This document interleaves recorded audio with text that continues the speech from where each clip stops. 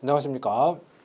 자, 2023년 전기기사 및 전기산업기사 필기 합격 꿀팁 특강 진행하도록 하겠습니다. 자, 우리가 이제 2023년도에 이제 자격증 시험을 준비하는 과정에서 우리가 어떤 형태로 이제 공부를 해야지 좀 더 효율적으로, 효과적으로 합격을 할 수 있을지 거기에 대해서 한번 쭉 이야기를 해보는 시간이다. 그렇게 보시면 될 것 같습니다.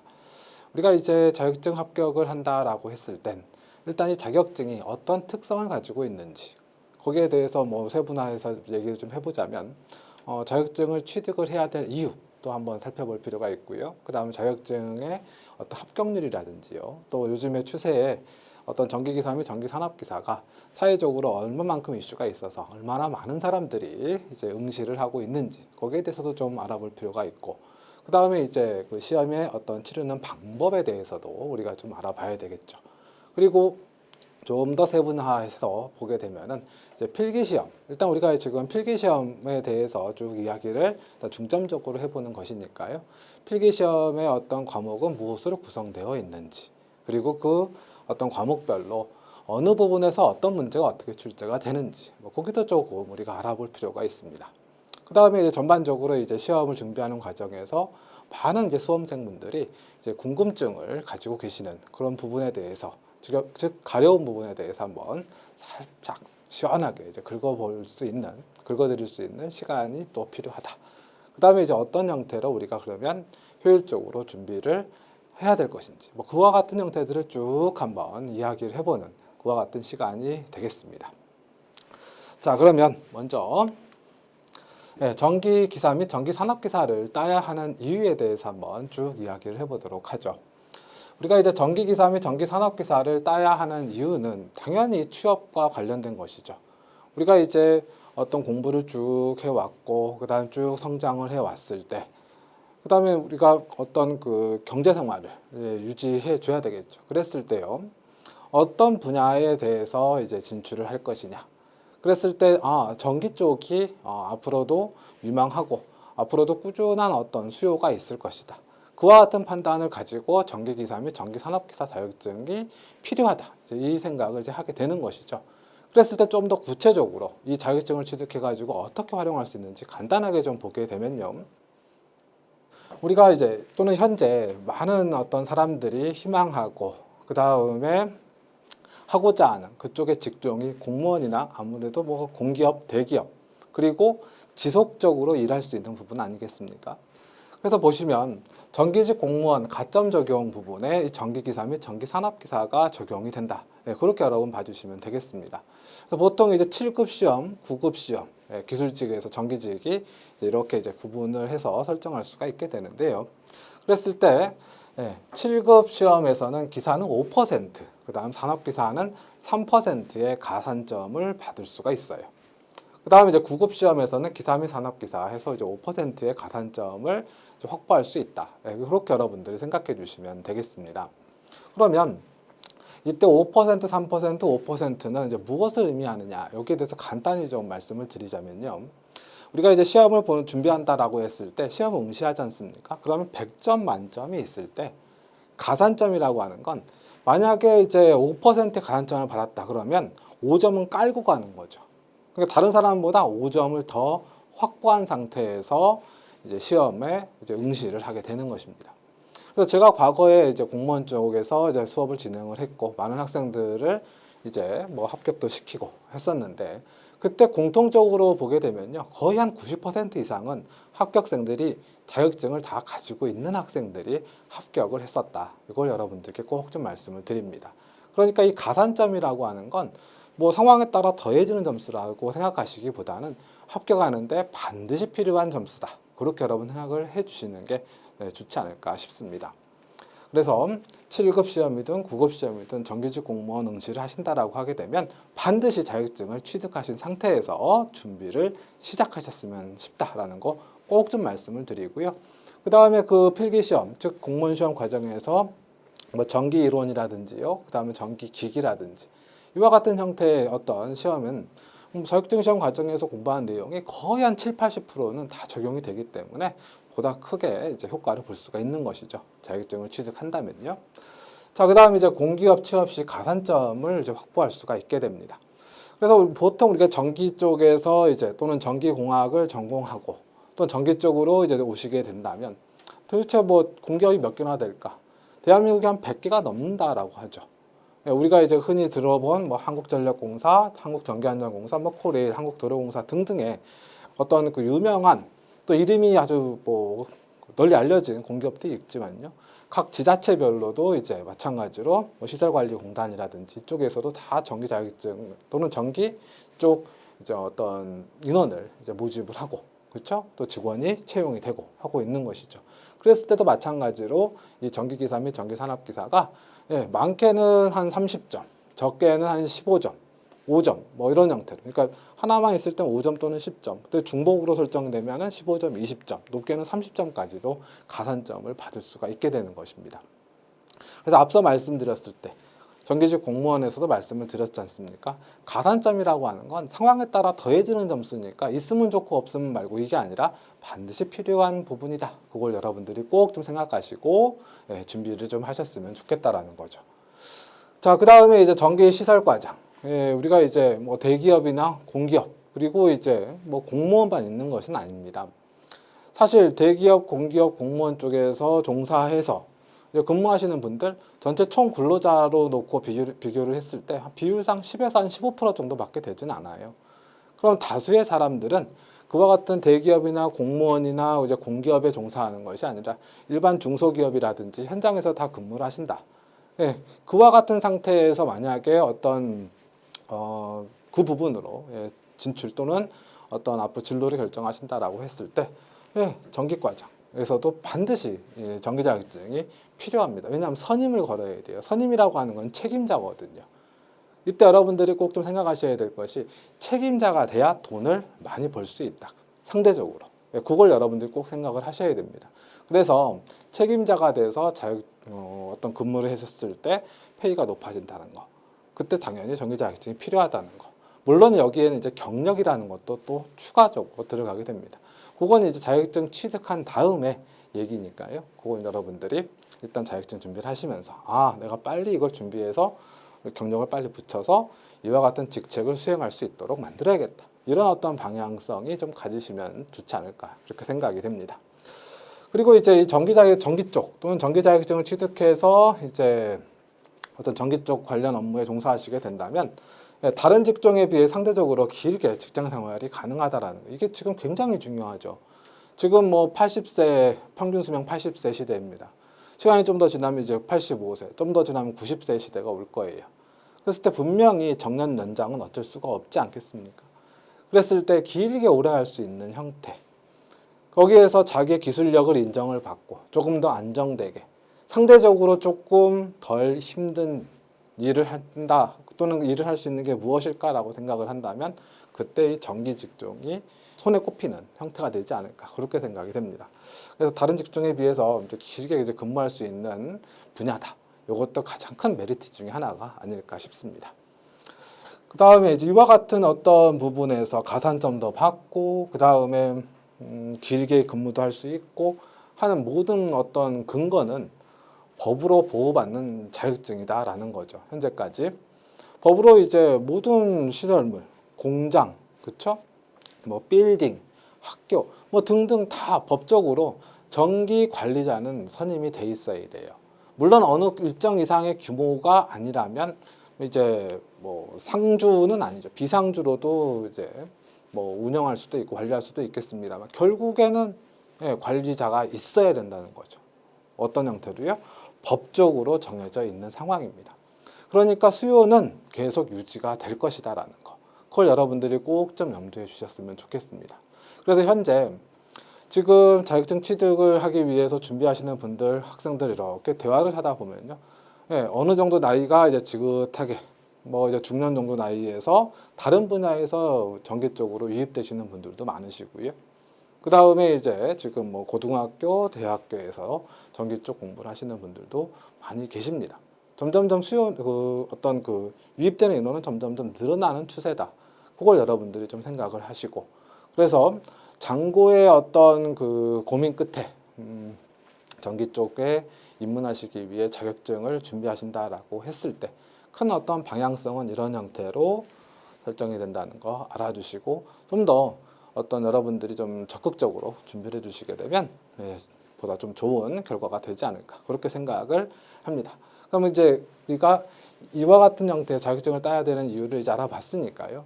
그 자격증의 지금 준비 과정은 또 어떤 형태로 해야 될지 세부적으로 한번 또 알아보도록 하죠. 자, 두 번째 전기기사 및 전기산업기사 시험 일정에 대해서 한번 말씀을 드리도록 하겠습니다. 우리가 이제 그 1년 계획을 쭉 세우죠. 또는 빨리 취업을 해야 되겠다. 그래서 어떻게 해야 될 건지. 그래서 계획을 세우게 돼요. 그랬을 때 무작정 준비를 하시는 것보다는 1년에 시험이 몇 번이 있고 그리고 내가 자격증을 언제 취득을 해서 어떻게 활용을 할 것인지 어떤 큰 그림을 좀 그려주시고 접근하시는 게 필요하죠. 그래서 통상 전기기사 및 전기산업기사 또 전기공사기사 및 전기공사산업기사의 경우 언제 시험을 진행을 하는지 또는 시행을 하는지 알고 계시고 거기에 대해서 준비하시는 게 필요합니다. 우리가 이제 필기시험, 실기시험 이렇게 이제 구분을 하게 되죠. 근데 일단 우리가 지금 현재 얘기하고 있는 건 필기시험에 대해서 좀 중점적으로 얘기를 하고 있는 거니까요. 거기에 맞춰 좀 얘기를 진행하도록 합니다. 우리가 이제 필기시험 준비한다 그랬을 때 현재 공부하고 있는 학생분들 이 학생분들의 경우는 필기시험 준비 기간이요 뭐 길게 필요하진 않더라고요. 그래서 보통 한 2달 정도 짧으면 한 달 좀 뭐 물론 상대적으로 좀 바쁜 일이 좀 있으시면 3달 정도 그래서 보통 한두 달 정도면 필기시험을 준비하실 수가 있습니다. 그래서 대부분 한 12월 달부터 시험 준비를 하시는 경우가 좀 많죠. 그런데 이제 전기 공부를 또는 어떤 공부하신 지가 좀 오래되셨거나 하신 분들은 한 4개월 정도를 잡아주시면 좋지 않을까 싶어요. 물론 여기서 이제 조금 더 길어지면 한 5개월 정도 설정하실 수도 있고요. 그래서 내가 지금 어느 입장인지 그걸 냉정하게 좀 생각을 하셔가지고 공부 기간을 선정하시면 좋지 않을까 그렇게 생각이 좀 듭니다. 그랬을 때 이제 1년의 시험은 총 4번 시행을 하게 됩니다. 그러면 이때 이제 기사공사라고 이제 표현을 했는데요. 여기서 기사라고 하는 것은 전기기사, 전기산업기사를 묶어서 표현했다라고 봐주시면 되겠고 공사라고 표현된 건 전기공사기사, 전기공사산업기사를 표현했다라고 봐주시면 되겠습니다. 그래서 1회, 2회 같은 경우는 기사 파트나 공사 파트나 동시에 시험 응시가 됩니다. 그런데 3회 시험 같은 경우는 기사 파트에서만, 즉 전기기사 및 전기산업기사만 시험을 시행하게 되고요. 4회차 같은 경우는 전기기사 및 전기산업기사는 시행하지 않고 전기공사기사 및 전기공사산업기사만 시행을 한다. 그걸 여러분들이 좀 생각해 주시면 되겠네요.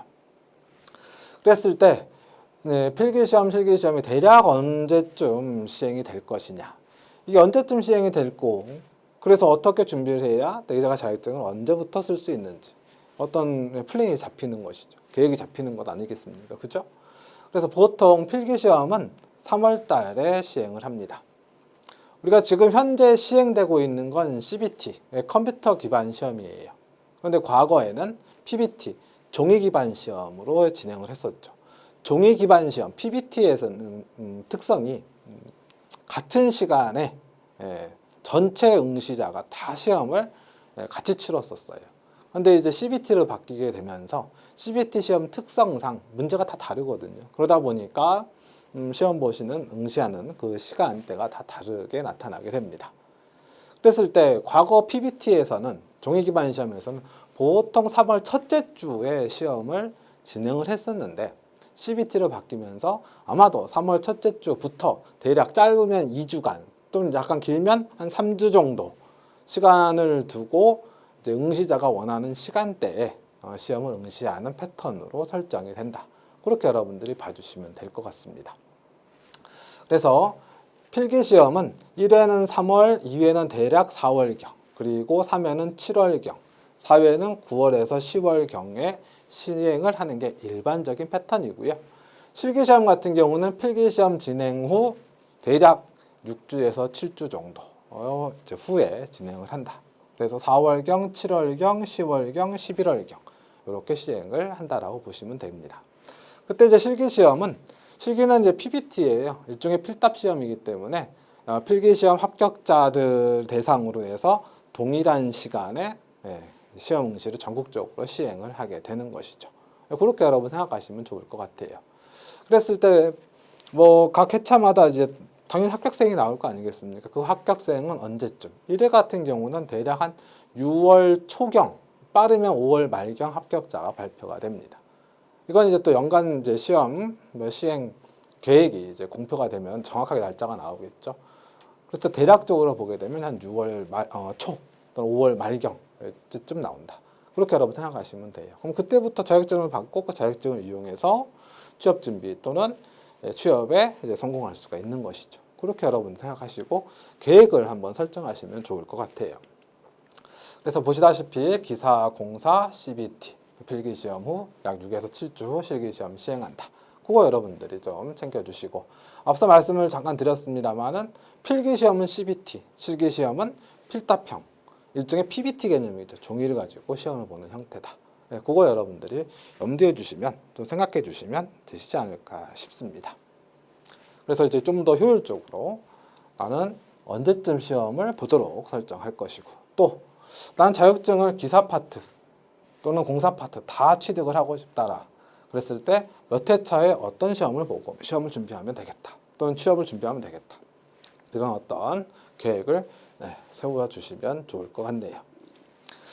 그리고 여기서 이제 참고적으로 하나만 좀 말씀을 드리면, 개인적인 의견일 수도 있습니다만, 현장에 계시는 많은 분들하고 대화를 했을 때 전기사업법이 이제 몇 년 전에 좀 수정이 됐습니다. 그러면서 과거에는 기사 파트와 공사 파트가 사실 5대5로 분리가 되었었다면, 지금은 이 전기기사 쪽, 전기산업기사 쪽 자격증을 취득을 하고 그 자격증을 가지고 전기공사기사, 전기공사산업기사 쪽에 어떤 부분의 일까지 어느 정도는 다 커버가 되기 때문에 실제로 현장에 계시는 많은 분들하고 대화를 해봤을 때 이쪽 자격증의 어떤 중요성을 많이 좀 낮게 생각을 하시고 말씀들을 하시더라고요. 그러니까 여러분들이 만약에 난 둘 중에 어떤 걸 따지라고 했을 때 활용폭을 생각하신다면 기사 파트 쪽을 준비하시는 걸 권해드리고 싶습니다. 네, 그럼 이제 시험 일정에 대해서는 이 정도 말씀을 드리면 될 것 같고요. 자, 다음 얘기 한번 보도록 하죠. 자, 세 번째, 시험 응시 자격입니다. 사실 시험 응시 자격은 굉장히 많아요, 내용이. 그래서 쭉 보시게 되면은 관련 학과 전공자, 그죠? 그 다음에 기술 자격 소지자, 순수 경력자, 이렇게 쭉 나타나는데, 이건 여러분들이 이제 좀 알아보시기 쉽게 조금 축약해서 이제 표현됐다라고 봐주셔도 됩니다. 일일이 다 이제 따져보는 거죠. 근데 이걸 일일이 다 따져보셔야 될 필요가 있어요. 왜죠? 시간은 돈이지 않습니까? 내가 지금 전기기사 시험을 또는 자격증을 따야 된다. 그런데 내가 전기과를 안 나왔는데 전기기사 자격증을 못 따는 거 아니냐? 이렇게 이제 생각하시고 지레 자격증 시험을 나중에 따야지, 또는 다시 학교를 다녀야지, 학점 이수해야지, 이렇게 생각하시는 분들이 계시는데 그건 아니죠. 과거에 만약에 현장 경력이 있었다라고 했을 때 순수 경력자 같은 경우 실무 경력 4년, 그래서 동일 이제 분야나 유사 분야면, 그래서 이제 동일 분야인지 유사 분야인지 내 기술 경력 가지고 어떤 현장 경력 가지고 전기기사 시험을 볼 수 있는지 이제 알아봐야 되겠죠. 그때는 이제 공단에 연락을 하셔가지고, 그렇죠? 내 시험 응시 가능한지 여러분들이 확인을 하시면, 가능하다라고 했을 때는 4년을 다시 또 학교를 다니시거나 학점을 이수하실 필요는 없는 거 아니겠습니까? 그래서 여러분들이 이제 시험 응시 자격이 좀 이렇게 쭉 나와 있으니까요. 여러분 나름대로 한번 쭉 읽어보시고, 난 여기에 좀 속하지 않을까라고 생각이 되신다면 그 부분을 반드시 확인하셔서 보다 빨리 자격증 준비 그리고 취득을 하셨으면 좋겠다라는 거.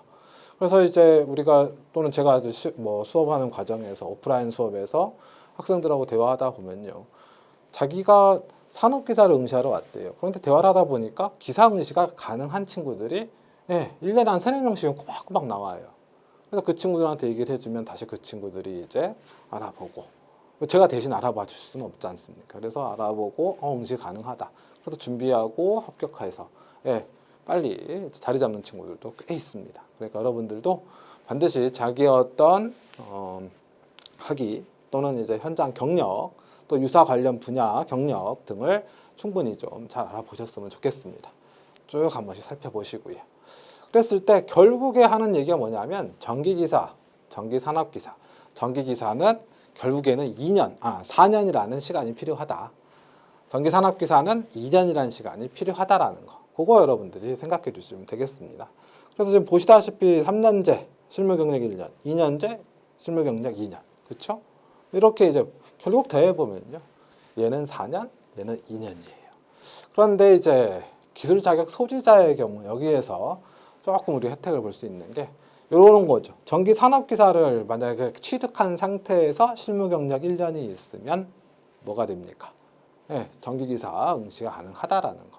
그럼 결국 어떻게 보면 3년 만에 딸 수도 있는 거 아니겠습니까? 그래서 그런 걸 여러분들이 조금 어떤 이런 형태를 좀 생각하셔가지고 나는 어디에 속하는지를 좀 알아봐 주시게 된다면 좀 더 시간을 아끼고 돈도 아끼면서 보다 효과적인 결론 또는 효과적으로 자격증을 취득할 수 있다라. 그거 여러분들 꼭 좀 염두해 주시기 바랍니다. 다시 한번 부탁드립니다. 시험 응시 자격 꼭 확인을 해 보시기 바랍니다. 자, 이번엔 최근 5개년 접수 인원 및 합격률을 한번 살펴보도록 하겠습니다. 최근 5개년 동안 전기기사 및 전기산업기사 분야에 얼마나 많은 사람들이 접수를 하는지 그걸 좀 살펴보자라는 거죠. 그랬을 때 접수 인원은 지금 2017년부터 2021년까지만 쭉 살펴본다 하더라도요. 점점점 어떻습니까? 접수 인원이 증가되는 추이를 나타내고 있다. 이 증가되는 추이를 나타낸다는 것은 무엇을 얘기하는 겁니까? 물론 그만큼 이제 취업이 어렵기 때문에 어떤 자격증을 이제 필요로 하는 사람들이 더 늘어났다라고 한번 생각할 수도 있고요. 그 다음에 다른 분야보다는 전기 분야가 그래도 좀 더 안정적으로 이제 근무할 수 있고, 그렇죠? 그다음 자격증을 취득했을 때 취업하기 용이하다. 뭐 그런 어떤 트렌드 또는 흐름이 반영된 게 아닌가 그렇게 생각이 됩니다. 그래서 아마도 전기 쪽의 어떤 자격증 응시자는 점점점 늘어나지 않겠느냐. 그렇게 여러분들이 생각을 해주시면 좋을 것 같고요. 그래서 이제 필기시험 접수 인원을 좀 봐주시는 게 좋을 것 같고, 실기시험 접수 인원은 결국에 필기시험 합격생들이 접수를 하는 것이니까요. 실기시험 어떤 접수 인원의 증가분은 여기에서 뭐 그렇게 중요한 건 아니지 않느냐. 필기시험 인원, 접수 인원 증가분은 여러분들이 꼭 좀 살펴주셨으면 좋겠습니다. 그만큼 각광받고 있는 자격증이다. 그죠? 이번엔 전기산업기사의 접수 인원도 한번 볼까요? 보시다시피 점점점 증가되는 추이를 보이고 있죠. 물론 전기기사 파트보다는 증가분의 형태가 상대적으로 좀 낮습니다만, 근데 이건 뭐 당연히 이런 생각으로 나타나지 않았을까. 실제로 이제 공부하시는 분들 이렇게 보면요. 나 어차피 자격증 산업기사 또는 또 기사 또 둘 다 응시 가능하다. 그런데 어차피 난 기사를 따야 된다. 기사 따면 또 산업기사는 의미가 없는 거 아니냐. 이런 생각들을 가지시고 산업기사를 응시를 안 하시는 분들이 상당히 많으세요. 그러다 보니까 상대적으로 전기산업기사 쪽의 접수 인원은 전기기사 파트보다는 조금 낮게 설정이 되어 있다는 거.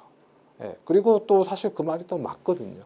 전기기사, 이왕이면 전기기사가 더 대우도 받고 급여도 더 높게 책정이 되는 것이니까요. 그래서 그거 여러분 흐름 좀 봐주시면 될 거고요. 실기 접수 인원 추이는 이런 형태로 나타나고 있다. 그 정도 봐주시면 되겠습니다. 그 다음에 우리가 이제 조금 신경 써서 봐줘야 될 것이 합격률이에요. 지금 최근 5개년 동안 전기기사 합격률을 이렇게 좀 살펴보게 되면요. 지금 이렇게 이제 일종의 어떤 평행선 또는 약간의 직선적인 형태를 나타내고 있는 요 어떤 그 표현이 바로 필기시험 합격률이 되겠습니다. 필기시험 합격률은 지금 보시다시피 25.1%, 대략 25%에서 높게 가면 한 28%, 낮게 가면 한 22% 정도 선에서 잡히고 있습니다. 이거는 아무래도 어떤 형태라는 얘기죠? 이 시험 자체가 문제은행식이거든요. 그래서 과거에는 뭐 기출문제만 달달달 외웠으면 뭐 합격하는 그런 상황이었었는데 요즘에 많이 이제 신출 문제가 지금 들어오고 있어요. 신규 출제 문제가. 그러다 보니까 난이도 조정을 좀 적당히 좀 하는 게 아닌가 그렇게 좀 생각이 들고요. 그래서 이제 보통 이 표현대로 보게 되면은 한 10명 시험 보면은 한 두세 명 정도 합격한다. 100명 시험 보면 한 2, 30명 정도 선에서 합격을 한다. 그렇게 여러분 생각하시면 되겠죠. 뭐 다른 자격증 얘기를 들어보게 되면 필기시험 합격률이 한 7, 80% 되는 자격증들도 있습니다만 전기 파트 쪽은 보시다시피 그런 어떤 자격증 어떤 분야에 비해서 상당히 이제 난이도 좀 합격하기가 좀 어렵다. 그걸 이제 나타내고 있는 것이죠, 직접적으로. 그러니까 여러분들이 공부를 하실 때 주변에 야, 너 전기기사 어떻게 합격했어? 그냥 외우면 돼. 뭐 대부분 이렇게 얘기를 하시거든요. 전기 자격증 취득하시는 분들이. 그래서 이제 별 생각 없이 그냥 외우면 되는구나 하고 그냥 막 외워서 그냥 준비하시는 분도 계시는데 한 2달 하면 돼. 뭐. 한 2달 정도 이렇게 하시면 안 되죠. 합격률이 이렇게 된다는 걸 여러분들이. 필기시험을 합격해야 그 다음에 실기시험에 또 도전하고 실기시험을 응시할 수 있지 않겠습니까? 그걸 여러분 꼭 생각하시고 이 합격률을 반드시 생각해 주셔야 돼요. 이 합격률 높은 거 아니죠. 다른 자격증에 비해서. 이 합격률을 보면 쉽게 딸 수 있는 건 아니다라는 걸 꼭 좀 염두해 주셨으면 좋겠습니다. 그 다음에 이제 실기 파트 같은 경우는 합격률이 사실상 등락이 굉장히 심합니다. 그래서 저는 이제 오프라인 이제 수업 진행을 할 때 학생들한테 이런 얘기를 해요. 실기시험 합격은 하늘이 도와줘야 된다. 아무리 공부 열심히 해도 예를 들어 여러분 2019년에 만약에 시험 준비를 한 사람이에요. 그러면 40.5% 필기시험 합격한 사람들 모아놓고 시험 봤는데 그 필기시험 합격한 사람들이 예를 들어 100명이 합격했어요. 그중에 40명은 붙었다는 얘기죠. 그런데 2018년 같은 경우는 100명 중에 14.3명이니까 한 14명 정도 붙었다는 얘기 아니겠습니까? 그러니까 어떤 그 회차 또는 연도에서는 합격생이 한 40% 나와버리고 어떤 회차에서는 14% 나와버리고 이래버리니까 당연히 이때 준비하신 분들이 훨씬 더 수월하게 합격을 하실 수 있었던 거죠. 그래서 제가 학생들한테 이건 하늘이 도와줘야 된다. 네가 열심히 한 상태에서 학생이 열심히 한 상태에서 하늘이 도와주면 붙는다. 마지막까지 최선을 다해라. 이런 얘기를 합니다. 왜? 등락이 심하기 때문에. 또 실기시험 같은 경우 결국 합격한다. 결국에는 이게 자격증 최종 합격생 수를 결정하는 것이죠. 이건 아무래도 시대적인 트렌드를 반영하는 경우도 있어요. 취업자가 즉 일종의 실업자가 좀 늘어난다든지 취업하기 좀 어려워진다든지 그러면 자격증 배출 인원수가 좀 늘어나는 경향이 좀 많이 있습니다. 그걸 여러분들이 조금 생각해 주시면 요즘의 시대가 어떻게 돌아가는지 트렌드를 한번 생각해 보시고요. 그럼 내가 얼마나 공부를 하고 그다음 하늘이 도와주기를 얼마나 기다려야 될지 한번 생각하시면 어떨까 싶습니다. 결국 일단 기본적으로 실기시험은 어떻다는 얘기죠. 최선을 다하고 응시를 하셔야 된다는 거. 등락폭이 심하기 때문에. 그리고 지금 이 40.5%도 2019년도에 평균 토탈값이죠. 결국에. 그 2019년도에도 1회, 2회, 3회 뭐 이렇게 시험 회차가 각각 또 구분되잖아요. 거기에서도 또 이제 어떤 등락이 또 나타나고 있다는 것도 좀 염두에 주시면 좋을 것 같고요. 그래서 그 흐름을 좀 생각해 보셨으면 좋겠습니다. 자, 그 다음 이번엔 전기 산업기사 파트 쪽입니다. 그래서 필기시험 합격률은 아래쪽 그래프가 곡선이 이제 필기시험 합격률이죠. 기사시험보다는 상대적으로 좀 합격률이 낮은 형태를 띠고 있습니다. 그러니까 상대적으로 전기기사보다는 전기산업기사 문제가 좀 쉬운 게 사실이거든요. 그런데 이제 응시하시는 분들이 공부를 조금 적게 하시는 게 아닌가 그렇게 또 생각이 좀 드네요. 이건 뭐 공부를 적게 하시기 때문에 합격률이 낮은 거라고 밖에 얘기가 안 되겠죠. 그러니까 말을 바꿔 얘기하면 조금만 더 열심히 하신다면 전기산업기사 준비하시는 분들 조금만 더 열심히 하신다면 합격할 확률이 더 높아진다. 그렇게 또 얘기할 수도 있습니다. 왜? 전기기사보다는 전기산업기사가 문제의 난이도가 좀 낮기 때문에. 그거 좀 생각하시고요. 그 다음에 실기시험 합격률 같은 경우는 그래도 전기기사보다는 조금 어때요? 고르게 나오고 있는 편이죠. 그죠? 대략 한 20% 후반대, 한 30%대 뭐 이렇게 나타나고 있으니까요. 뭐 실기시험도 마찬가지로 기사보다는 산업기사가 좀 더 수월하다. 그거 여러분들 흐름을 좀 봐주시면 되겠습니다. 자, 그래서 합격률은 이런 형태로 나타나고 있다. 자, 다음으로 확인할 내용이요. 이제 2022년도 접수 인원 및 합격률을 우리가 조금 살펴볼 필요가 있습니다. 이 2022년부터 크게 두 가지가 이제 어떻게 보면 자리를 잡았다라고 볼 수가 있는데요. PBT 개념에서 CBT로 종이 기반 시험에서 컴퓨터 시험 기반으로 이제 전체적으로 다 적용이 되게 된 연도다. 뭐 그렇게 이제 볼 수도 있고요. 그 다음에 법령이 이제 바뀌었다. 그래서 이제 우리가 보통 5과목으로 다섯 번째 과목으로 표현되는 전기설비 기술기준 및 판단기준이라는 시험에 출제가 되는 근간이 이제 법령인데 법령이 이제 한국전기설비규정이라고 하는 내용으로 좀 바뀌었습니다. 그게 이제 적용이 되기 시작한 어떤 과도기적인 연도다. 그렇게 여러분 생각을 해주셔야 돼요. 그랬을 때 이제 여기에서 어떤 여러분들 흐름을 조금 생각을 하셔야 되는데, 자, 그래서 필기시험 같은 경우 이렇게 이제 시험 접수 응시자가 나타났는데요. 접수 응시자도 물론 우리가 좀 신경을 써야 되겠습니다만은 합격률을 좀 생각을 좀 해봐야 됩니다. 합격률이 26.6%, 19.6%, 19.4%. 합격률이 이제 또 20%보다 어떻게 보면 정확하게 보면 낮춰졌다라고 보셔야 돼요. 그러니까 우리가 앞서 최근 5개년 시험 어떤 합격률에 대해서 보았을 때 어떻습니까? 합격률이 좀 많이 낮아졌다라고 밖에 볼 수가 없는 것이죠. 그렇죠? 그래서 그만큼 이제 CBT로 진행이 되면서 어떤 그 기존의 어떤 우리가 시험 보던 패턴과 좀 달라진다.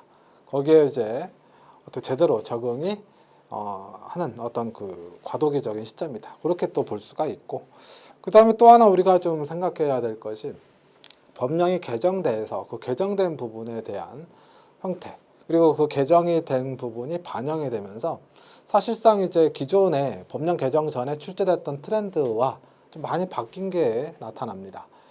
과거에 법령 개정 전에는 이 전기설비 기술기준 및 판단기준이라고 하는 어떤 그 과목에서 출제되는 형태를 보게 되면 나오던 게 계속 나오는 패턴이 좀 많았다면, 법령 개정이 됐을 때부터 이제 출제되는 어떤 경향을 좀 보게 되면 과거에는 중요하게 안 다뤘던 부분인데 라고 생각했던 부분도 좀 출제가 많이 되고 있고요. 그 다음에 또 뒤에서 또 말씀을 드리겠습니다만은 법령 개정으로 인해서 추가된 부분의 문제가 꾸준히 5문제, 6문제씩 출제가 되고 있어요. 그러다 보니까 과거에는 반드시 100점 만점 뭐 기준으로 한 8, 90점 또는 전기설비 기술기준 및 판단기준 20문제 중에서 한 17개, 18개 이상은 맞아야 된다라고 했던 어떤 그런 과목이었는데 지금은 좀 많이 어려워져 있는 상황이다. 그게 이제 반영되면서 합격률이 좀 낮아졌다. 그걸 여러분들이 꼭 염두에 주셔야 됩니다. 그래서 이제 그 어떤 흐름을 좀 알아주시면서 준비를 하셔야 된다. 그래서 이제 과거에 어떤 합격생들한테 물어보고 그거 뭐 시험 보기 한 2, 3일 전에 하면 돼. 이제 그런 시대가 좀 지냈다는 거. 그래서 어떤 시험 준비하는 방향도 좀 여러분들 생각을 해보셔야 된다는 거. 전기설비 기술 기준 및 판단 기준도 조금 더 노력을 하셔야 된다는 거. 그거 여러분들이 꼭 좀 생각을 하셔야 됩니다. 그게 지금 여기에 이렇게 나타났다는 거죠. 그 다음에 이제 실기시험 같은 경우 사실 앞서서도 말씀을 드렸습니다만은 실기시험, 필기시험 합격생들 대상으로 이제 시행을 하는 거죠. 그래서 이제 우리가 어떤 시험을 전반적으로 준비한다라고 했을 때에는 어떤 흐름만 좀 여러분들이 좀 생각을 좀 해보시면 되지 않을까 싶습니다. 그래서 이제 2022년 1회차 같은 경우 합격률이 굉장히 낮았는데 2회차 같은 경우 또 엄청나게 많이 나왔죠. 그러니까 이건 앞서서 말씀을 드렸습니다만은 하늘이 도와줘야 된다. 그래야 합격이 좀 수월하게 된다. 그거 여러분들 꼭 또 생각하시고요. 자, 그 다음 이제 얘기로 한번 넘어가 보도록 하겠습니다.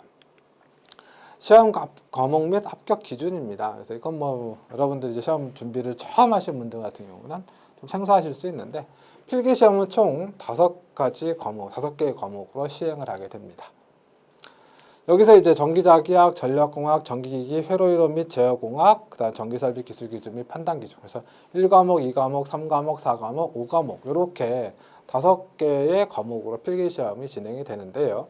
전기산업기사의 경우는 제어공학이 빠지고 회로이론만 시험에 진행이 된다. 이렇게 여러분 생각하시면 되죠. 물론 이제 전기공사기사 쪽, 전기공사산업기사 쪽에서는 전기자기학이 빠지고 전기응용 및 공사재료가 진행이 되게 됩니다. 나머지 2과목에서 5과목까지 동일한 형태가 될 것이고요. 실기시험 같은 경우는 설비 설계 및 관리 분야 이렇게 이제 표현되는데 사실상 전기 관련된 전체 영역이라고 보셔도 무방합니다. 그래서 공부하기가 좀 어렵다라는 얘기가 계속 나오는 거죠. 해도 끝이 없어요. 어디까지 해야 될지 모르는 것이니까요. 그래서 검정 방법은 객관식 사지선다형이죠. 사지택일형이고 과목당 30분, 그리고 과목당 20문항. 그래서 총 2시간 30분의 시험 시간이 진행이 되게 됩니다. 합격 기준이다 그러면 100점 만점에 과목당 40점. 40점이니까 20문제 기준으로 8문제 이상을 다 맞춰주셔야 되고요. 그 다음에 평균 60점 이상. 그러니까 예를 들어서 1과목, 2과목, 3과목, 4과목은 다 맞았어요. 그러면은 20문제가 80점이 맞은 거죠. 그런데 전기설비 기술 기준 및 판단 기준을 7문제밖에 못 맞았어요. 그러면 총점은 87점이지만 한 과목의 과락으로 인해서 불합격 처리가 되게 됩니다. 그래서 그걸 여러분들 꼭 생각하시고 시험 준비를 해주셔야 돼요. 평균 60점 이상, 그다음 과목당 40점 이상이 돼야 된다. 그게 충족이 돼야 된다는 거 꼭 좀 기억해 주시면 되겠습니다. 그다음에 이제 실기시험 같은 경우는 이제 전기기사 시험 같은 경우는 2시간 30분, 전기산업기사 같은 경우는 2시간의 시험 응시 시간이 나타나게 된다는 거. 그것도 여러분들 생각해 주시면 되겠고요. 100점 만점에 60점 이상이 되겠습니다. 자, 다음 이제 CBT 컴퓨터 기반 시험이 되겠습니다. 컴퓨터 베이스드 테스팅이라고 표현이 되어 있고, 이 CBT 부분에 대해서 많이 좀 생소하실 수가 있습니다. 거기에 대해서 한번 간단하게만 좀 얘기를 해보면요. 국가기술자격 CBT 필기시험 문제 및 답안은 비공개예요. 그러니까 여러분들이 시험장에서 시험을 보시게 되죠. 그때만 여러분들이 응시하는 그 문제를 보고 확인하고 할 수가 있어요. 제출이 된 다음엔 여러분들이 보셨던 그 시험 문제는 다른 어느 곳에서도 확인할 수가 없습니다. 왜? 비공개이기 때문에. 그래서 그걸 여러분들이 꼭 염두에 주셔야 됩니다. 그래서 시험 문제 및 답안은 비공개니까 사실상 내가 뭐가 틀렸는지, 왜 떨어졌는지 이유를 알 수가 없다라는 거죠. 그만큼 시험장에 가시기 전까지 최선을 다해서 준비를 해주시고 시험장에서 실수 없이 잘 진행을 해주셔야 무난하게 합격하실 수가 있는 것이죠. 왜 틀렸는지 알아보지 않으셔도 되는 것이죠.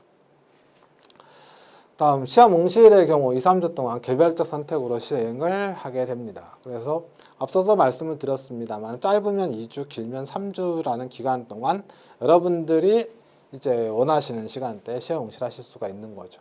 물론 자리는 한정되어 있기 때문에 접수를 빨리 해서 먼저 선점을 하시게 되면은 만약에 늦게 접수를 하시게 된다면 남은 시간, 남은 자리에서 응시를 하실 수밖에 없는 그런 상황이다. 그것도 여러분들이 시험 어떤 준비하시는 과정에서 응시하시는 과정에서 유념해 주셔야 돼요. 그래서 되도록이면 여러분들 어떻게 해요? 빨리 접수를 하시는 게 좋겠죠. 그 다음에 이제 문제은행 방식으로 무작위 출제 방식입니다. 추정컨대 아마도 산업인력관리공단에 문제가 이제 막 들어있겠죠. 거기에 난이도가 쭉 선별이 돼 있을 것이고 그 난이도에서 하급 문제 몇 문제, 중급 문제 몇 문제, 상급 문제 몇 문제 이와 같은 형태로 문제를 추려낸 다음에 랜덤 타입으로 아마 시험 출제가 될 거고 그러니까요. 한 어떤 시험장에 20명에 해당하는 전기 쪽 시험 보는 사람들이 앉아있다 하더라도 각각의 시험 문제가 다 달라요. 그러니까 컨닝이라는 게 이제 있을 수가 없는 것이죠. 자기가 가지고 있는 능력을 100분 활용해서 시험 문제를 풀이해 주셔야 된다. 그걸 여러분들이 꼭 좀 생각해 주시면 좋겠습니다. 그래서 동일 시험장의 수험자별 다른 문제가 출제가 되고 있다. 그 다음 시험 응시 시에 계산 문제를 풀이할 용지를 제공해 줍니다. 그래서 많이들 질문하시는 게 컴퓨터로 시험 보면 계산 문제 어떻게 풀어요? 감독관에게 이제 요청을 하게 되면 조그마한 종이 연습장 비슷한 종이를 주게 됩니다. 거기에다가 이제 여러분들이 가지고 가신 필기도구를 이용해서 문제풀이를 하시고요. 그걸 바탕으로 답안 체크를 하시면 되는 거죠. 그리고 그 문제풀이를 하실 때 사용하신 그 용지는 반드시 제출하시고 나오시게 되면 되겠습니다. 그래서 퇴실 시 반납, 그렇죠? 그다음에 과목별 3, 4문제 정도의 신규 문제가 출제되고 있다. 그래서 난이도가 상승돼 있다. 과거 PBT 종이 기반 시험에 비해서 CBT 시험에서는 상대적으로 어려워졌다. 상대적으로 새로 출제되는 문제가 많아졌다라는 걸 꼭 기억하셔야 돼요. 그러니까 단순히 기출문제만 외워서 시험에 응시하시는 그런 어떤 방법은 조금 위험할 수 있다라는 거 꼭 기억하셔야 됩니다. 그래서 과목별로 중요 내용이라든지 이런 걸 꼭 좀 학습을 좀 하시면서 시험 준비를 하시는 게 좋다라는 거 꼭 좀 말씀을 드립니다. 그래서 CBT가 돼서 어렵다라는 표현보다는 넘어오면서 어떻게 하다 보니까 신규 문제가 많아진다. 그래서 좀 어려워졌다. 그렇게 생각을 하시면 좋을 것 같아요. CBT가 어려운 게 아니고 넘어오는 과정에서 어떻게 이제 외부적인 어떤 요소가 난이도 상승이 발생했다. 그게 신규 문제 출제다. 그렇게 보시면 좋을 것 같아요.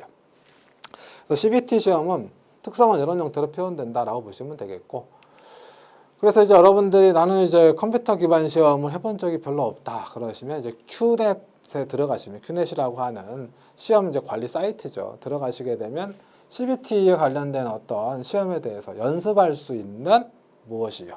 샘플 어떤 그 프로그램이 있습니다. 그래서 거기에서 여러분들 들어가셔가지고 버튼 하나씩 다 눌러보시면 되지 않을까 싶습니다.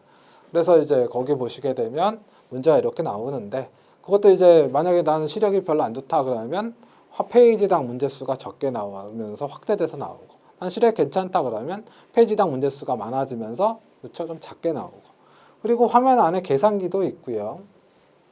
그 다음에 이제 오른쪽에 PBT 시험에서는, 종이 기반 시험에서 우리가 이제 컴퓨터형 수동 사인펜으로 색칠해야 될 부분이 이렇게 이제 나타나는데, 그걸 이제 마우스를 가지고 찍어 주시게 되면은 답안 체크가 되게 됩니다.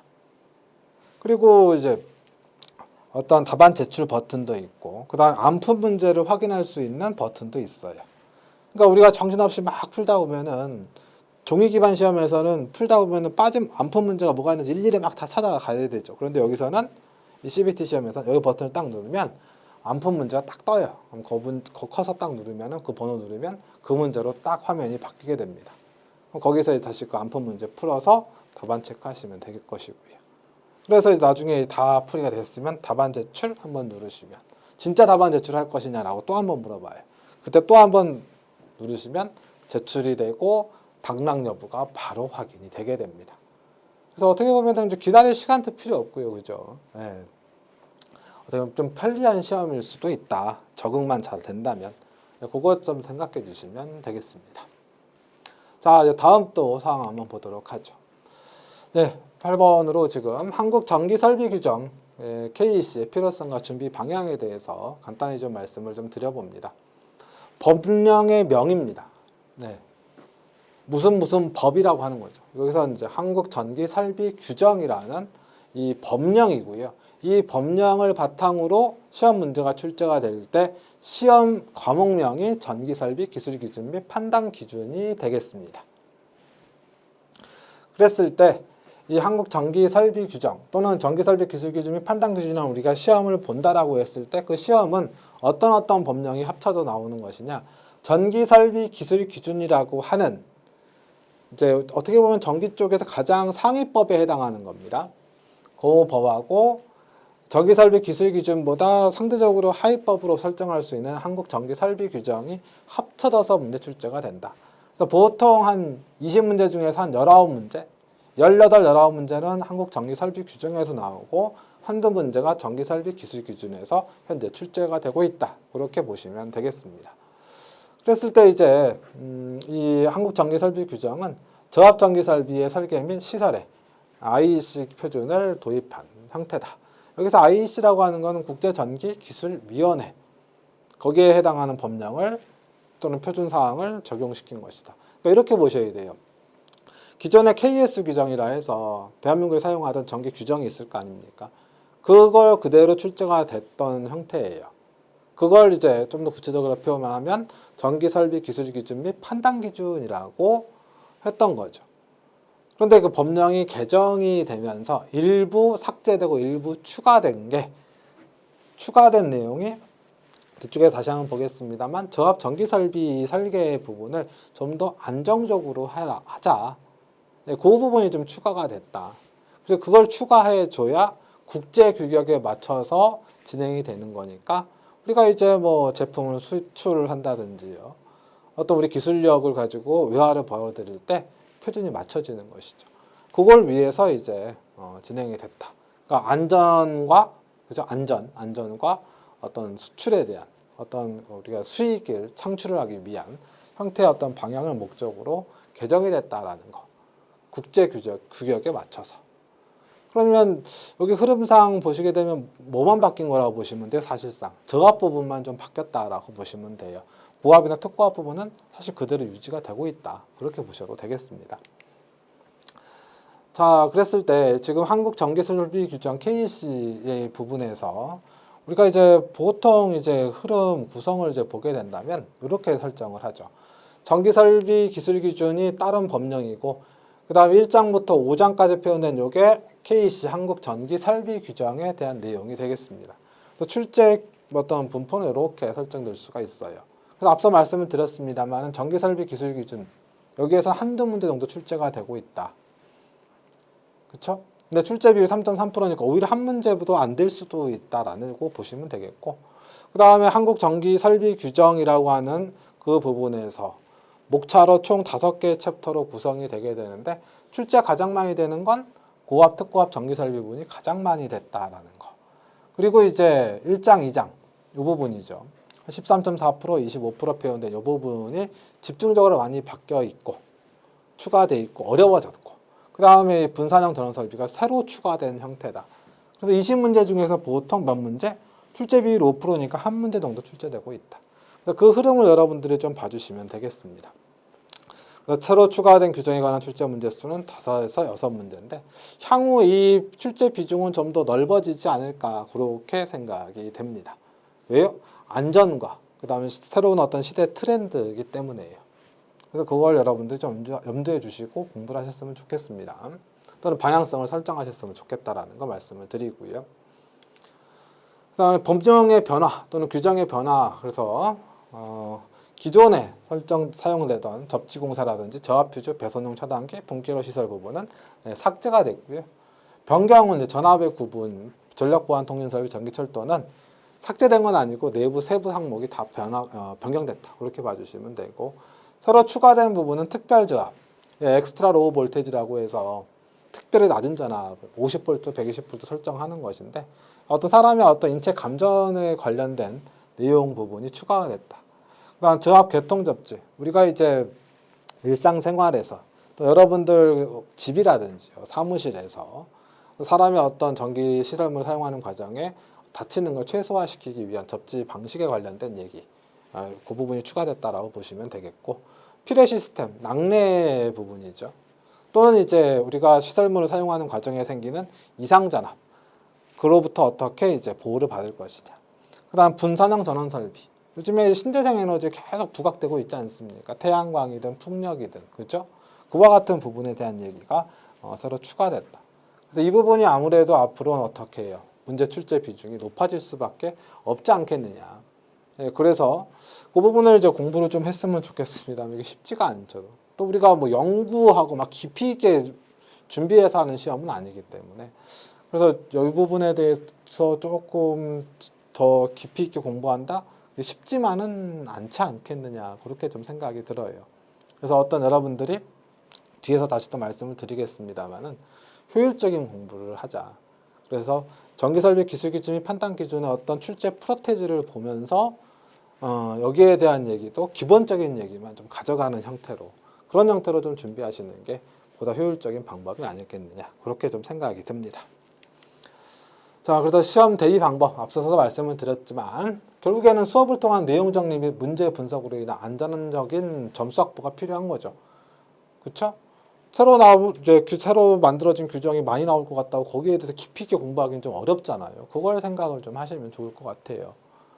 그래서 이제 되도록이면 아무래도 기출문제, 문제인행 방식이니까 기출문제 중심으로 많이 좀 하시고요. 안정적인 점수 확보가 필요하고 새로 추가된 부분에 대한 출제 비중 증가와 난이도 상승에 대비할 필요가 있다. 말은 쉽지만 그렇게 쉬운 내용은 아닙니다.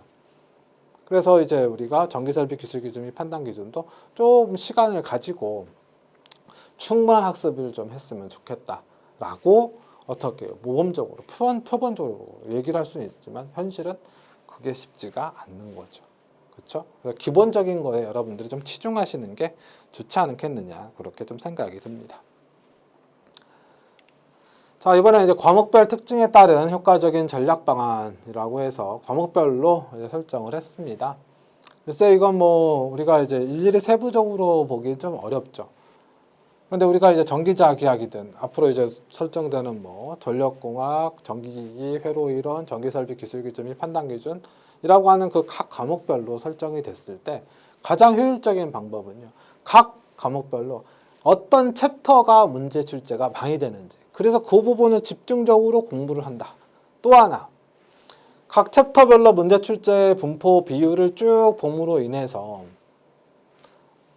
이 어떤 그 뒤쪽 우리가 보통 마지막 장 같은 경우는 좀 어려운 거 아니냐라고 볼 수 있지만 보시다시피 11.67, 7.83 이렇게 출제가 안 되는 건 아니란 말이죠. 그러면 이제 우리가 무엇을요? 전반적인 챕터가 이렇게 됐을 때 특정 챕터가 중요하다라는 어떤 흐름도 파악할 수 있고 그리고 전반적으로 출제가 된다고 했을 때 이렇게 조금 비출제 비중이 적은 건 과감하게 시간이 좀 부족하면 빼버리고 공부할 수도 있고 어떤 그 트렌드를 좀 봐주시면 좋지 않겠느냐 그런 형태로 생각해 주시면 좋을 것 같습니다. 그래서 자기학 같은 경우는 2장, 4장, 보시다시피 8장, 9장, 12장이 중요성이 좀 높죠. 그런 챕터일수록 여러분들이 이제 또 선생님과 공부하실 때 신경 써주시면 좋을 것 같고요. 그 다음에 전기자기학 같은 경우는 사실 이제 실기시험과는 사실 이제 동떨어져 있는 거 아니겠습니까? 그래서 필기시험에서 만약 수학적인 개념이 좀 세신 분들은 고득점을 뭐 맞을 수도 있지만 수학적인 개념이 좀 약하신 분들은 있는 그대로 말씀을 드려서 꽈락 피하는 과목이 되지 않겠느냐. 그렇게 어떤 효율성을 좀 따지시면 좋을 것 같습니다. 그래서 학문의 개요나 결과 공식을 찾는 문제가 한 12문제에서 한 10에서 12문제. 단순 공기 암식만 하고 있다면 단순 숫자 대입해서 풀 수 있는 문제가 5, 6문제. 그런 어떤 흐름. 그래서 증명이나 복잡한 연산을 요하는 문제는 2문제 이하. 그러니까 여러분들이 보셨을 때 예를 들어 지금 이와 같이 단순 숫자 대입하는 문제 같은 경우 충분히 할 수가 있거든요. 그렇죠? 또는 결과 공식을 달달달 외워서 푸는 문제도 할 수 있거든요. 그래서 이런 문제의 어떤 트렌드를 생각하셔서 진행해 주시면 좋지 않겠느냐. 그렇죠?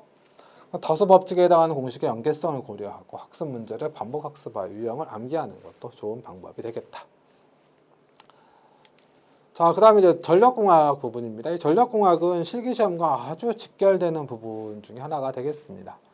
그래서 총 이제 11개의 챕터로 이제 통상 구성을 하게 되는데요. 중요 챕터다라고 하게 되면은 4장. 그렇죠? 그 다음에 8장, 그리고 10장. 4장, 8장, 10장이 가장 중요한 부분이 되겠고요. 그 다음에 이제 11장과 7장도 여러분들이 한 번씩 중요 흐름성을 좀 보시면 좋겠네요. 나머지는 불필요하냐? 아니에요. 나머지도 다 공부를 하셔야 돼요. 근데 이제 시험이 가까워질수록 이런 특정 챕터를 좀 더 신경 써주시면 안정적으로 점수 확보하시는데 좋지 않겠느냐. 그렇게 여러분 생각하시면 좋을 것 같습니다. 그래서 이 전력공학 같은 경우는 이제 많은 분들이 이제 계산 문제 몇 문제, 암기 몇 문제 이렇게들 물어보시거든요. 그래서 계산기 사용해서 푸는 문제 5문제가 보통 출제가 되고, 그렇죠? 암기해서 푸는 문제가 15문제 정도. 그래서 계산 문제 난 무조건 삭제한다. 그게 아니고요.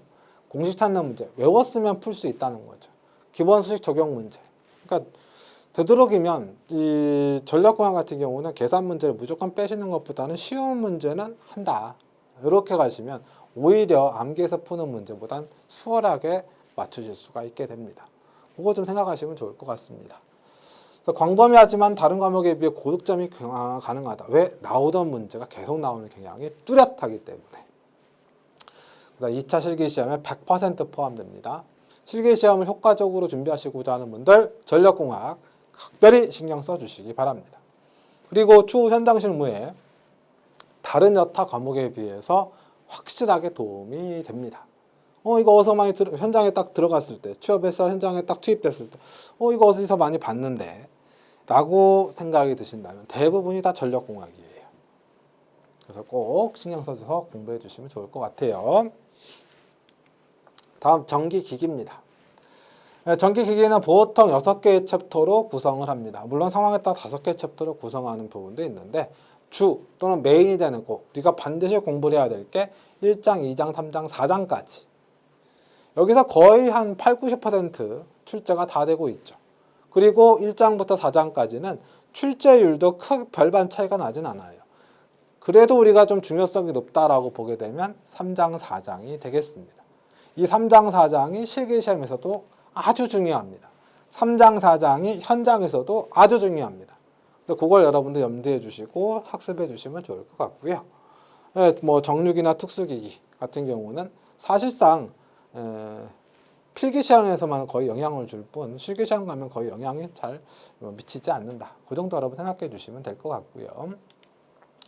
그래서 보통 계산기를 사용해서 푸는 문제, 즉 계산 문제가 한 3문제에서 많게는 한 7문제, 암기해서 푸는 문제가 반대로 생각하시면 되겠죠. 13문제에서 한 17문제 정도 출제가 되게 되죠.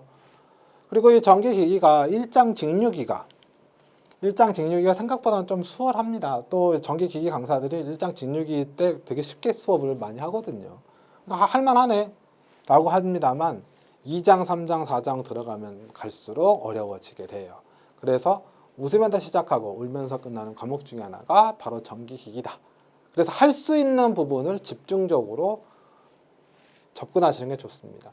계산 문제, 전략공학과 마찬가지로 쉬운 거 위주로 진행하시면 됩니다. 어려운 거 다 풀 필요 없지 않습니까?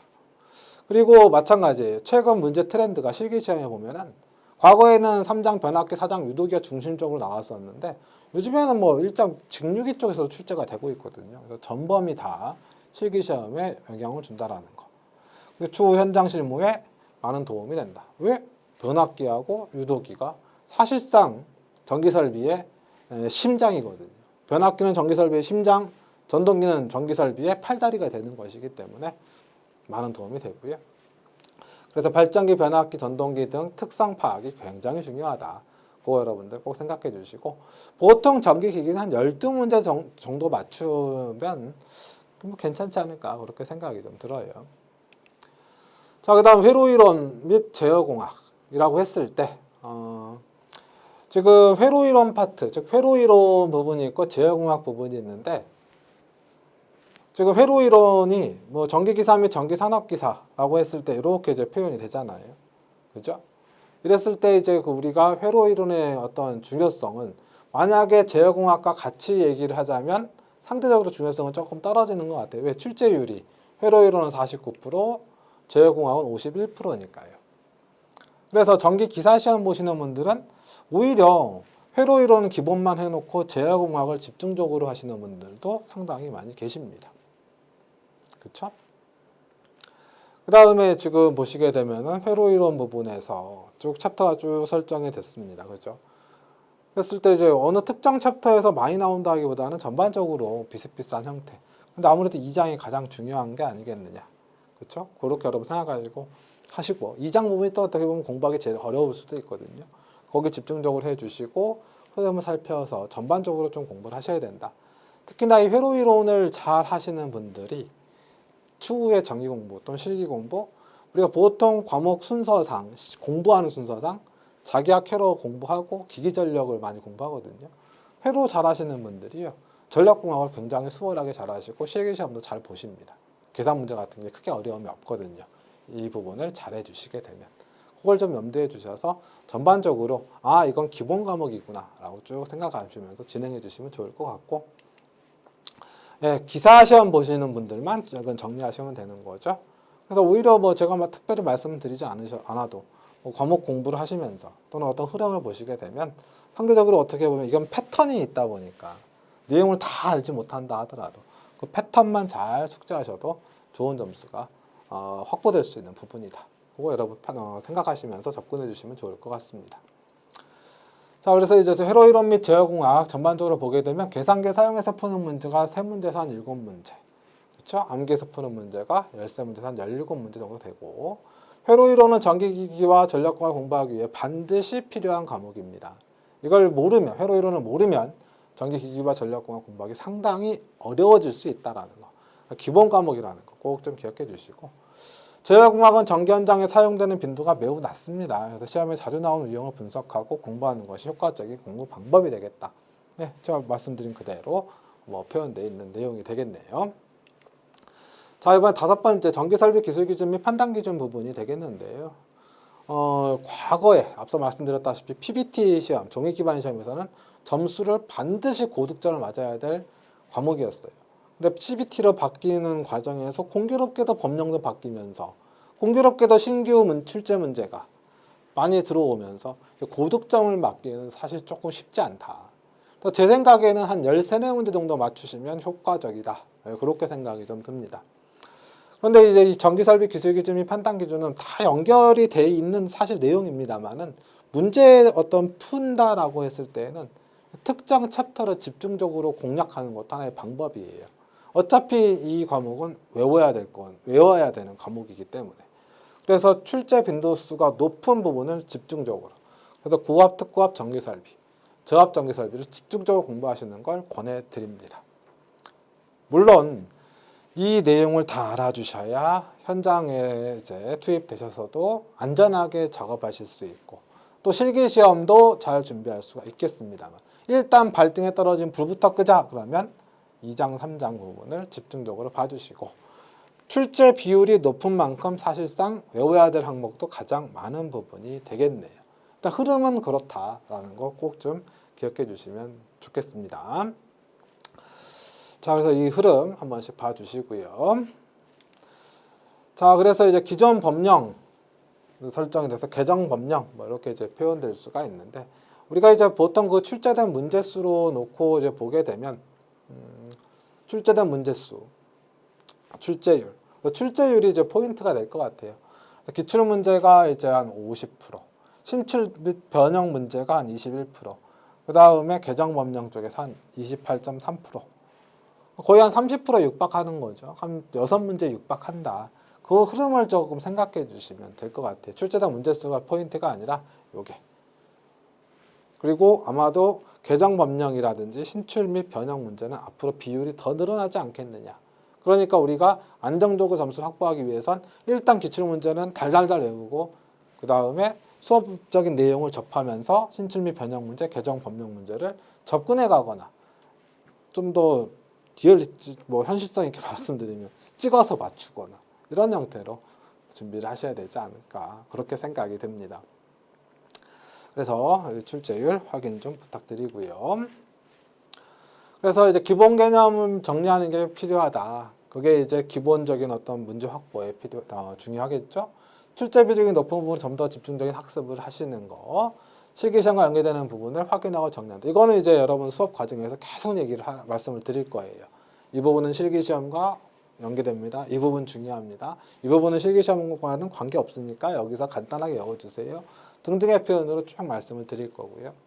그러니까 시설 상황에 따른 차이점에 대해 집중 정리를 해줘야 된다.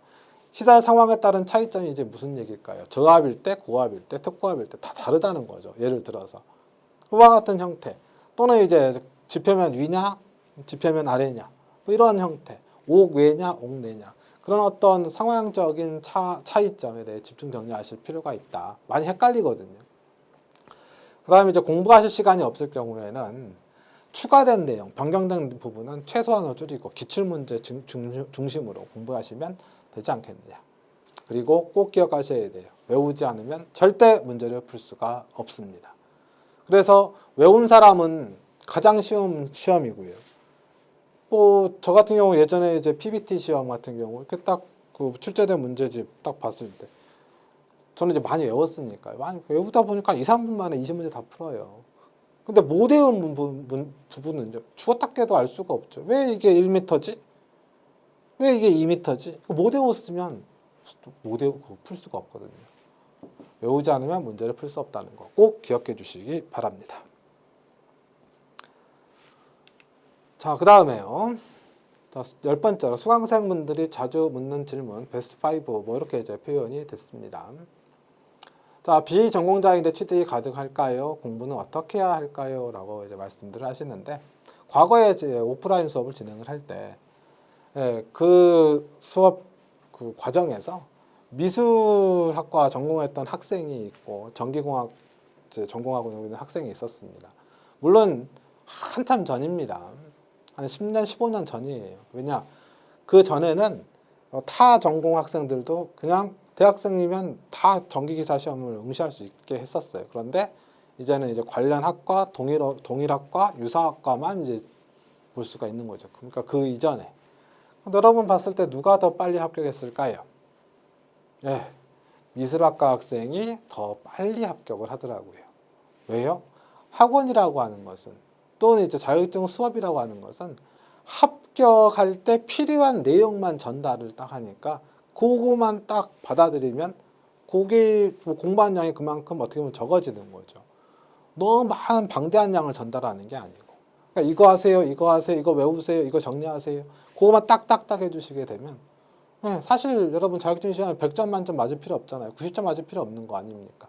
60점만 넘겨주면 되는 거죠. 그러다 보니까 네, 이쪽 학생이 더 빨리 합격을 했었습니다. 물론 이 학생도 합격을 했던 걸로 기억돼요. 그럼 결과적으로는 누가 더 효율이 높은 거죠? 이 친구는 딱 2달만 공부한 건데 처음에는 막막하지만 시간이 지나고 외울 거 외워주면 충분히 가능하다. 비전공자분들 어려운 거 아닙니다. 진행하시면 수업 들으시면서 강사들이 선생님들이 전달하신 내용만 탁탁탁 캐치해서 그날 바로 외워주시고 물론 쉽지는 않은 길입니다만 충분히 가능하다는 거 꼭 좀 말씀을 드리고요. 당연히 공부는요. 수업에서 강조한 내용을 바탕으로 학습하시는 게 필요하다. 왜요? 저와 같이 수업하시는 선생님들은 여러분들의 합격을 위해서 수업을 하고 그렇죠? 내용을 전달하는 거지 쓸데없는 내용을 하는 게 아니지 않습니까? 수업에서 강조한 내용을 바탕으로 학습해 주시는 거 꼭 기억해 주시기 바랍니다. 비전공자 충분히 합격 가능합니다. 공부 시간 충분히 줄일 수 있습니다. 자, 2번째 질문. 기출문제는 몇 개나 풀어야 할까요? 기출문제만 암기하면 합격이 가능한가요? 이렇게 이제 표현됐는데 요즘에도 이런 질문들을 많이 하시는데 굉장히 위험한 방법 중에 하나가 아니겠느냐 싶습니다. 기출문제만 만약에 보시는 분들도 계시거든요. 수업적인 내용 하나도 안 보시고. 그건 조금 지양하시고요. 우리가 이제 수업적인 내용을 익혀가면서 수업도 듣고 복습도 하고 그죠? 암기도 하고 그 다음에 관련 챕터 중요 문제도 풀면서 기출문제를 만약에 풀이를 한다면 한 7개년 정도는 괜찮지 않겠느냐. 그래서 기출문제만 암기하면 합격하는 어떤 시대는 지났다. 왜? 앞서서 계속 말씀드렸습니다만 신규 출제 문제가 계속 지금 나오고 있고 비중이 점점 더 늘어나는 상황인 것 같다. 그죠? 그래서 기출문제 출제 비중이 하락되고 기출문제가 비중이 하락됐다. 신규 문제가 늘어났다라는 거. 그렇죠? 적어도 7개년 이상. 만약에 기출문제만 암기해서 합격하실 분들은 7개년으로는 안 돼요. 한 10년에서 한 20년치는 외우셔야 됩니다. 그래도 아마 조금 쉽지는 않지 않겠느냐 그렇게 생각이 들어요. 다음 3번째, 시험이 가까워지면 어떻게 공부를 해야 하나요? 이때 이제 큰 힘을 발휘하는 게 평상시에 수업을 들으시면서 여러분들이 정리하셨던 노트예요.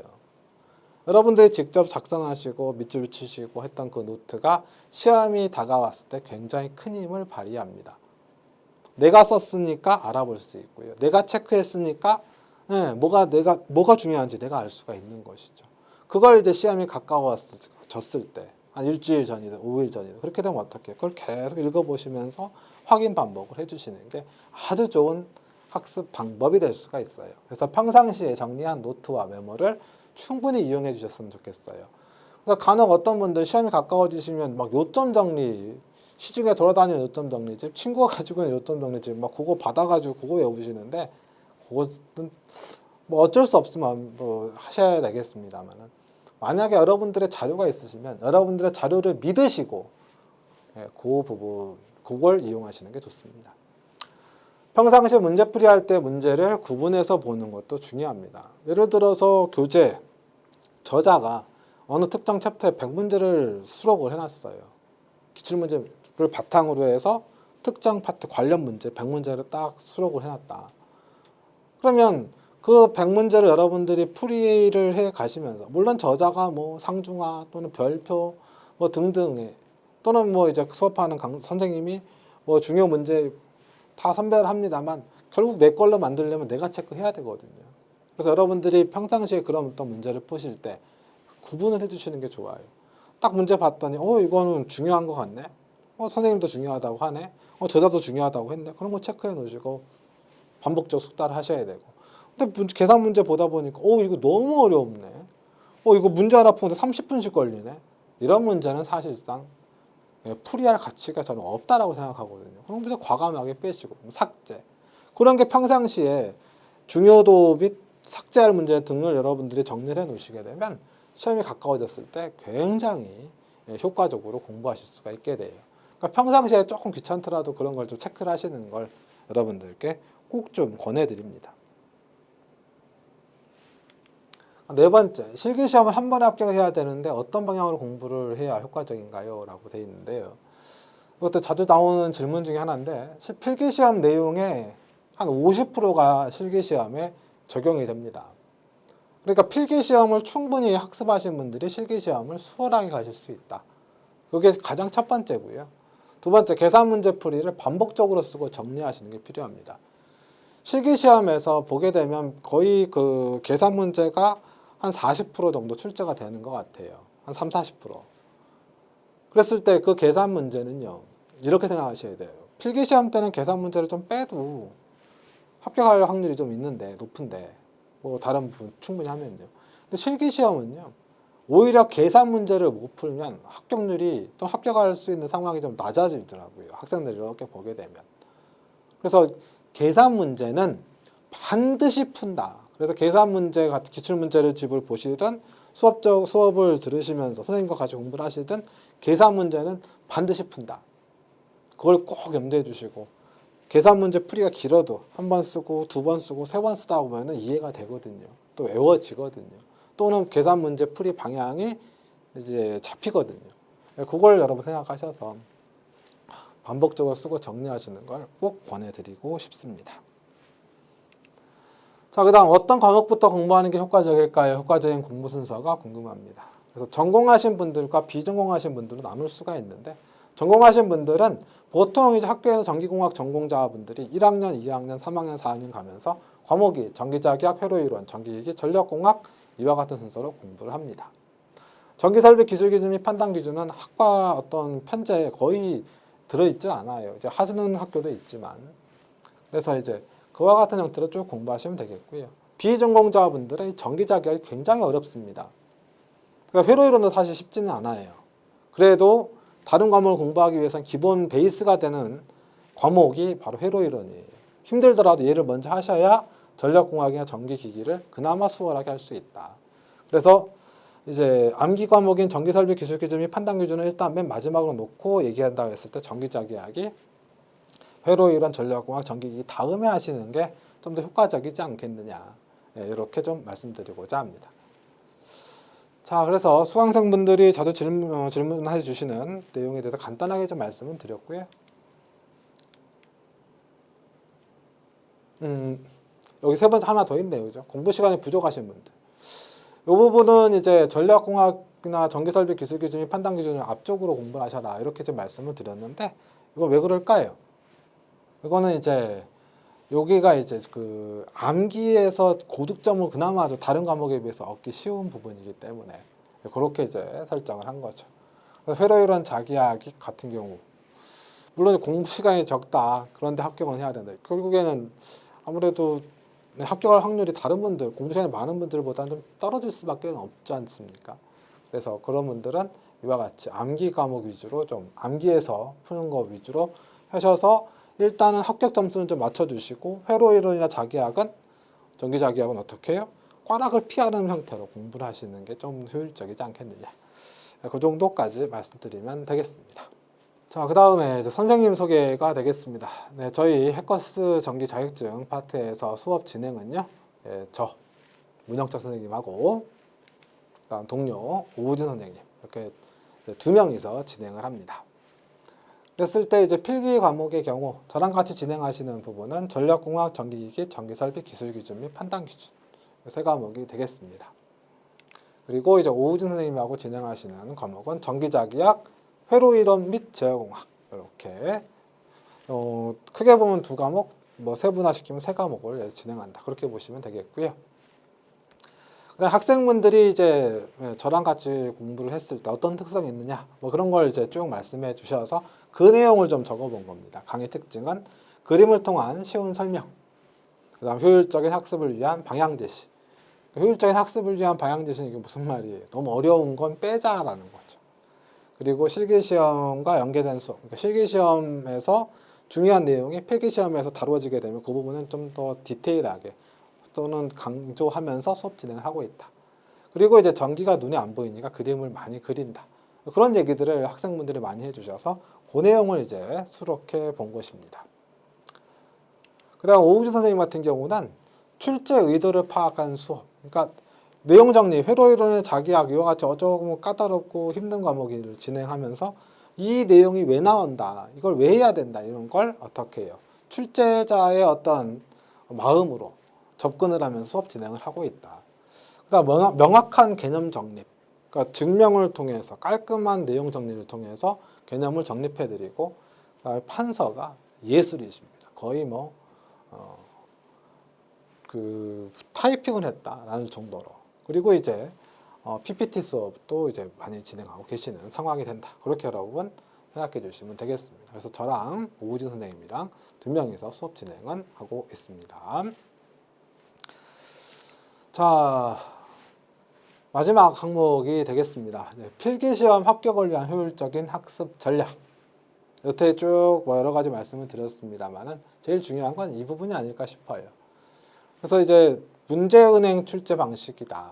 그걸 생각하시고, 그다음 또 하나 제가 항상 강조하는 내용 중에 하나가 이 전기기사 및 전기산업기사는 떨어뜨리려는 시험이 아니라 합격을 위한 시험이다. 합격생을 만들기 위한 시험이다. 왜?